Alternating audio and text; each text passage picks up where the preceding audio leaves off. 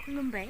दिनै बैसागनि गिबि सान, गोदान बोसोर रंजालि बैसागुनि मोजां हामलायनाय अननाय सिबिनायखौहाय नोंथांमोननिसिम बावहरग्रोनाय थाबाय।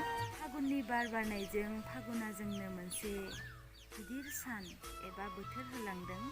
बै बोथोर एबा सानाव जों बर' हारिया गासैबो जोंनि हारिनि दामनाय देनाय खाम सिफुं जथा सेरजा गासैखौबो लानानै गाजा गोमजायै रंजागोन होननानै आं आसा खालामदों।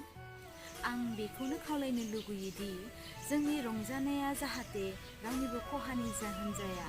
जों लोंला जाला खालामालासे मोनसे मोजां थासारिनि गेजेरजों देग्लायनि रंजालि बैसागुखौ गाजा गोमजायै हगार हरनो हागोन होननानै आं आसा खालामो। आरो गेदेरखौ मान होना उन्दैखौ अनना जोङो गासैबो गोरोबलायनानै गाजा गोमजायै हगार हरगोनखौ आं आसा खालामबाय। लोगोसे देग्लायनि रंजालि बैसागुनि फिन खेबसेबाव नोंथांमोननिसिम आंनि गोसो गोरबोनिफ्राय मोजां हामलायनाय अननाय सिबिनायखौ बावहरफिननाय थाबाय। गोजोन्थों।